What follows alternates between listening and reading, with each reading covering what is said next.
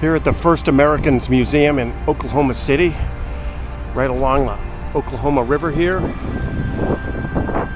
Downtown skyline's right there for Oklahoma City. I'm gonna go inside this place. This museum's only been here for 2 or 3 years. Let's see what's going on. It's Indian heritage and much more. Right by the main entrance, you can see it's a very impressive campus here. That's the Hall of Fame for the Native American Hall of Fame. There's a theater here. I'm not sure what that is. Time to go in and see what's inside. It's a really interesting video. A map of the United States with all the Indian tribes, all of them. And right,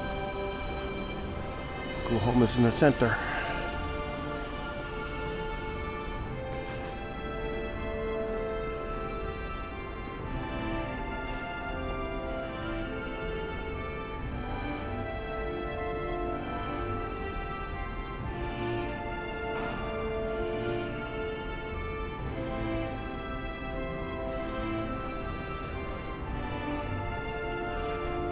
So many tribes have been relocated to this area. Look at that.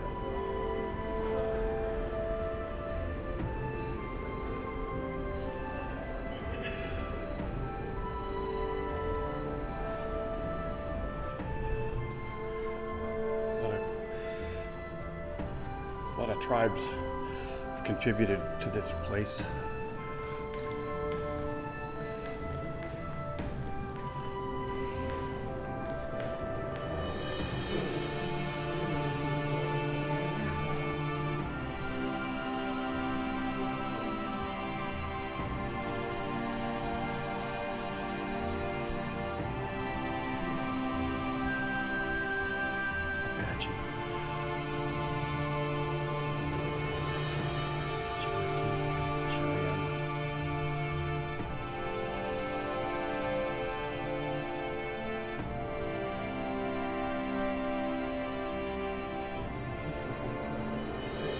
Delaware, Shawnee, Seminole.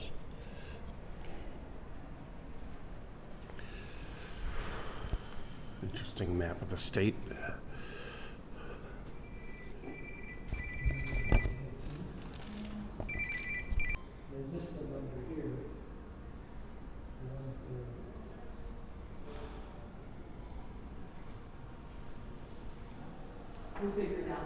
Stickball, like lacrosse.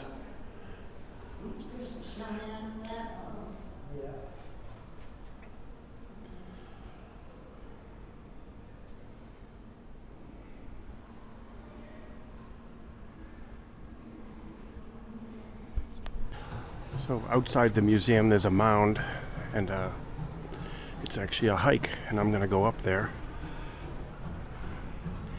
Not sure. It's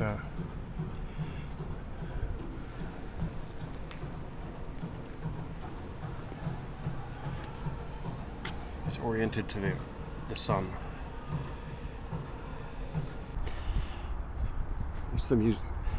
This mound structure is part of the museum. I'm just gonna see what's on the other side.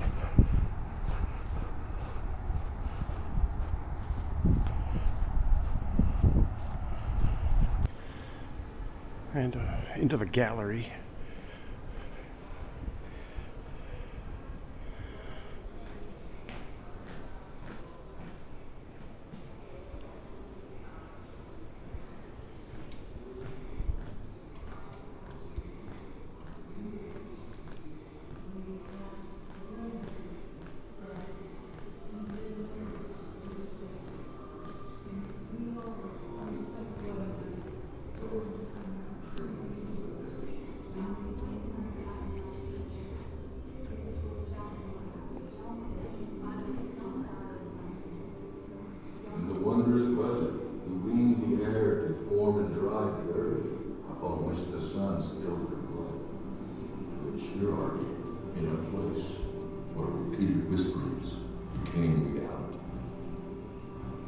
Place for the creatures to rise from the blood, to sing the light of the moon, and to dance in the warmth of the sun.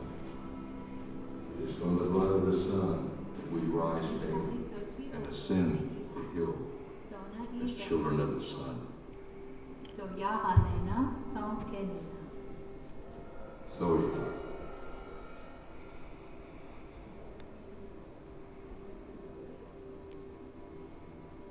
Our origin stories give meaning and structure to our lives. These stories are always with us. And they're going way back to the bison hunters of the 10,000 before Christ. 35,000 people, and was a hierarchical city. And corn came from Mexico. Agriculture and a deep sort of sense of spirituality. 1,000 years. If we moved to the north and up by the Great Lakes, we would have seen vast longhouses made out of willow and bark and hide that were multi-family community dwellings, and those also were fueled and sustained by agriculture and hunting. They're considered sites of creative human genius. That depth of knowledge, around all of those things is probably what led to these becoming epicenters. You can't accomplish that growth and political, social organization without having a really strong understanding of the world in which you live. The big change comes when Europeans are seeking to implant their entire societies upon the lands in North America, which really required replacement and removal. Then that's where this comes from. Within European societies, women were viewed as property. So to come into Cherokee society, where women owned the home and land was held in communal property, their reaction to that was, these individuals don't understand how to live as a civilized society. Settlers and colonists at that time believed that America's indigenous people were less than human. First man was wrapped in a buffalo robe, and when discarded, a herd of buffalo sprang forth, thus establishing our first homeland, and life was good. The Pawnee. In 1830, they forced Cherokees, Creeks out of the eastern lands, Carolinas, Tennessee.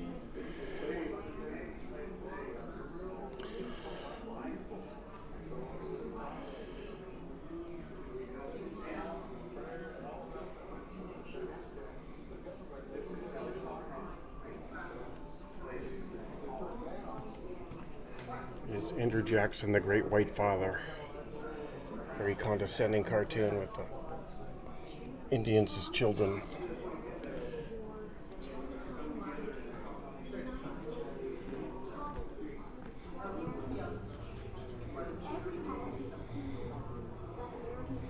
The Trail of Tears.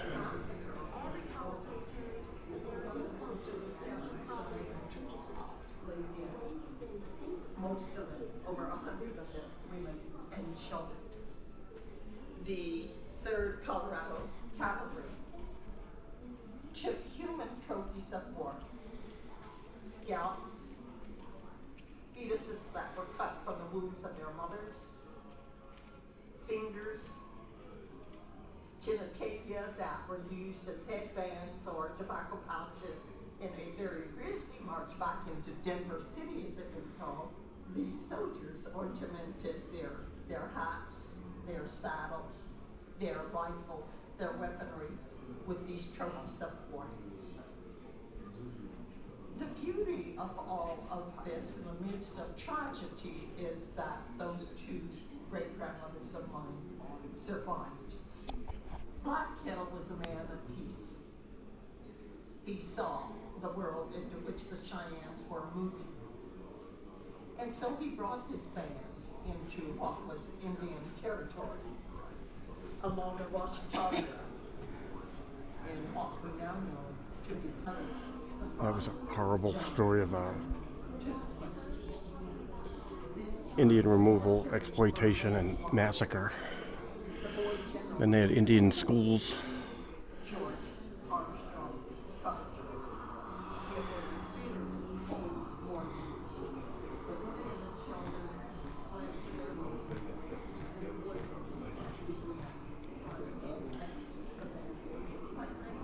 the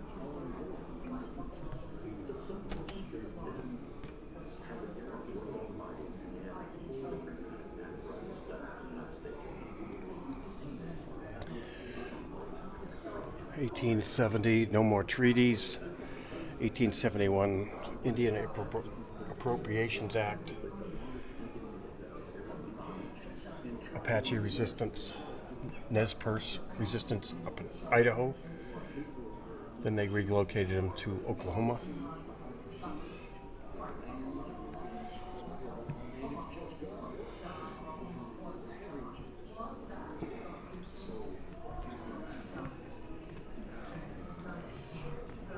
(1907) Everybody was in Oklahoma. Almost. There's some really ornamental clothing here, and there's a school field trip walking in, so I think I'm going to have to move along.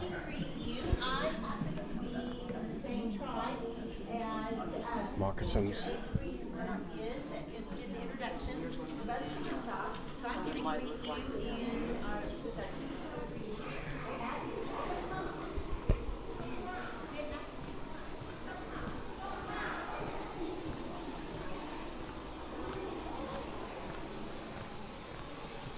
Indian guide map. Up here, the Osage, up here in the northern part. Osage, that's where the movie Killers of the Flower Moon is based.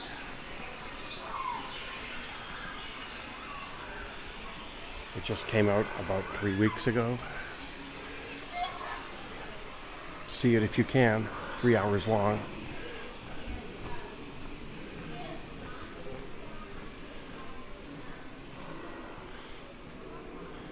Indian stereotypes, which are slowly going away, like the Cleveland baseball team is now the Guardians.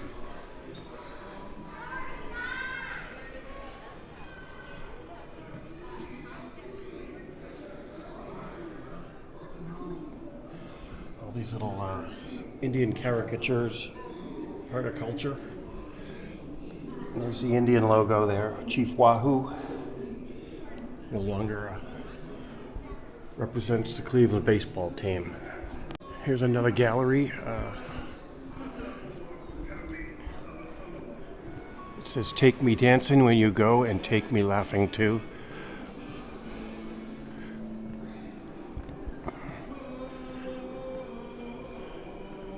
There's an old picture of looks like they're playing a stick game on ice.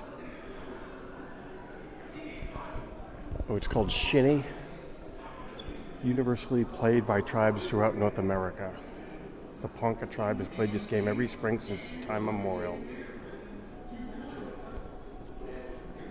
This is what I'm reading.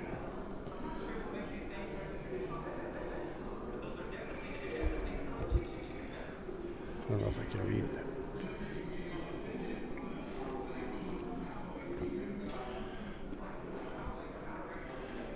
Johnny Bench was part Choctaw, I didn't know that.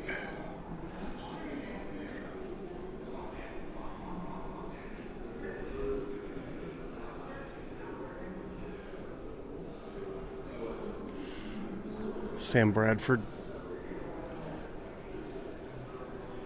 Heisman Trophy winner.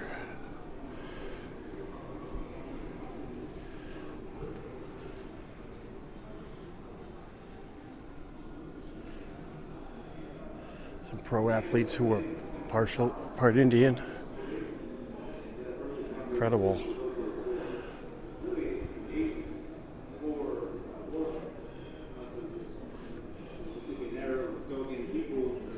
Specifically, we all played stick game.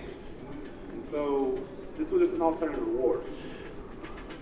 Today, we actually have a little more rules for contemporary style Choctaw stickball, but we still have like the hits that you would do in football.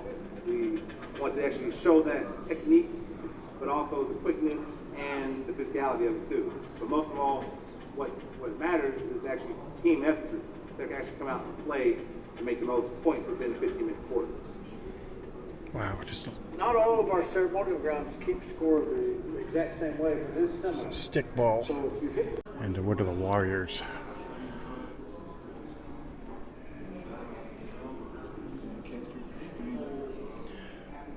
One of them was the coat of a cavalry officer, where it was blue on the outside, red on the inside. And our people took these materials back to their camp and made red and blue blankets. And because they defeated the cavalry, and they turned it into a thing of celebration. An elder mentioned to me that this is our land. And so we've been here for centuries. This has been our home. And so when you think about serving, you think beyond the United States, you think tribally. And even though the U.S. may have not always kept their word, we as Indian people have. It's the commitment, the dedication, the spirit, the compassion they had for their people and their land. It's a real broad definition. A warrior, he never forgets. He never forgets who he is.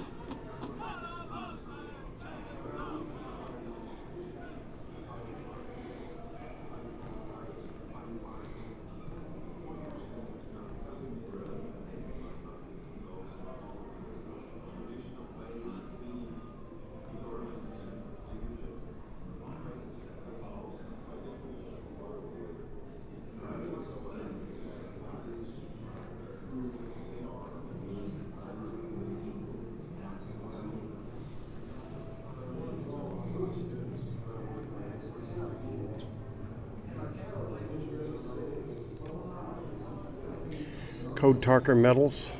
They had code talkers in World War I and II.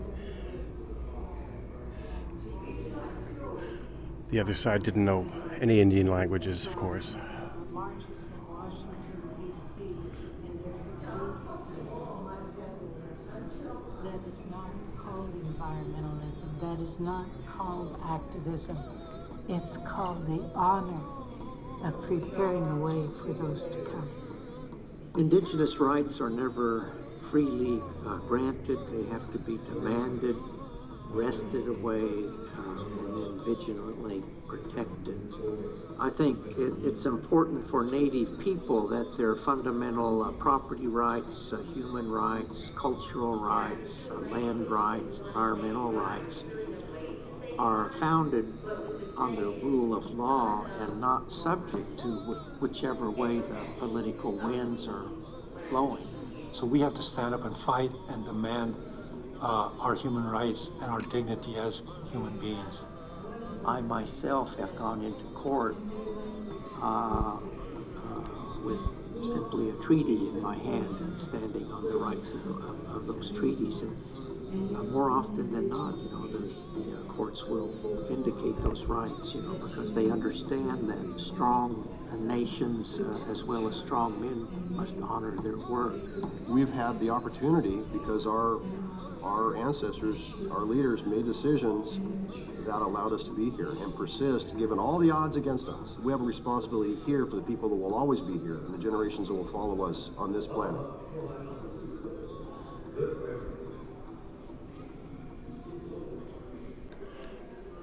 And it's about Indian relics and trying to preserve them.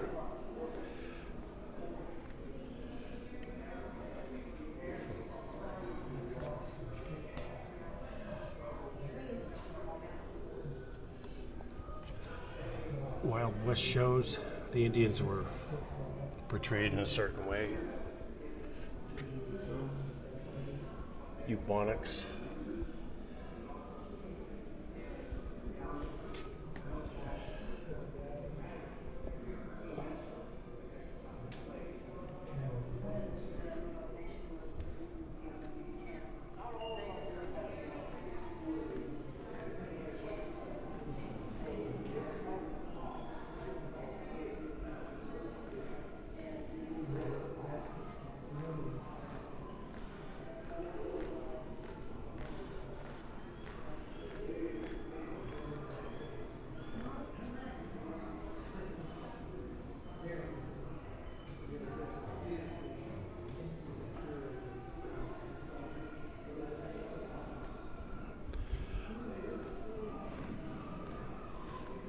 Wow, here comes a big tribal drum.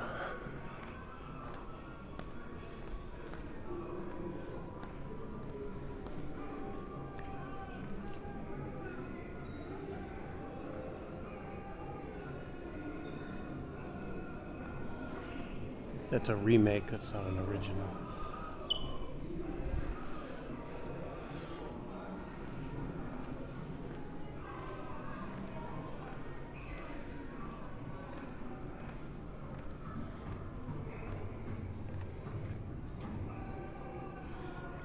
There's a dance called the Dance Bustle on Arapaho from 1910.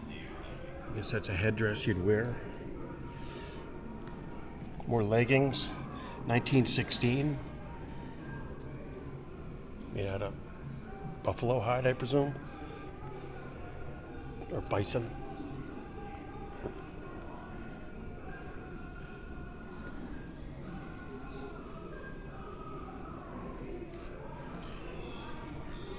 Girls' boots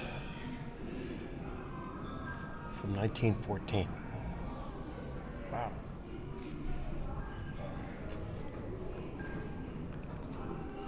More leggings from 1908, the Osage.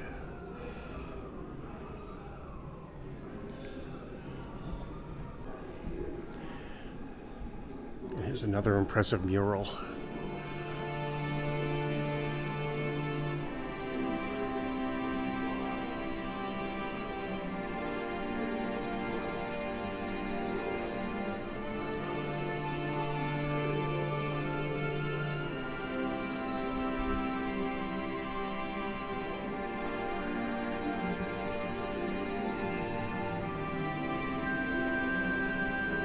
Outside there's a exhibit about first American food. Three Sisters corned beans and squash blended together were a staple of the first American diet before assimilation. Indigenous foods are rich in protein and vital amino acids. European contact and subsequent renewal and forced assimilation changed first American diets. Traditional foodways were discouraged and replaced with processed and unhealthy ingredients.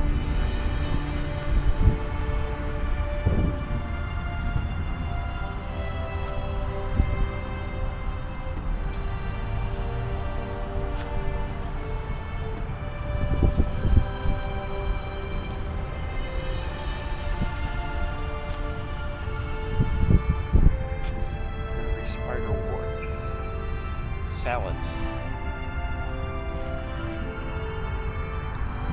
Looks like maize.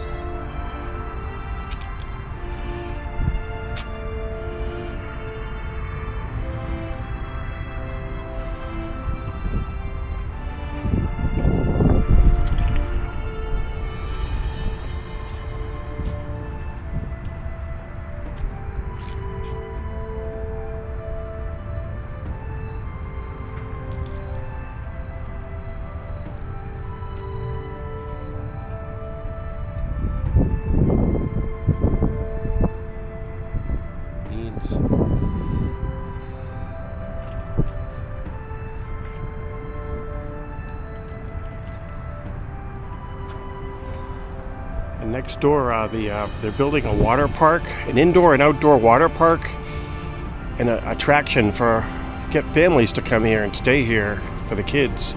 It's all ongoing. All this, it's owned by the one of the Indian nations bought that land, and that's a hotel, I guess. They're gonna like make this a little Indian Disneyland kind of. Not sure. It's in process. And there's downtown Oklahoma City. And that's it.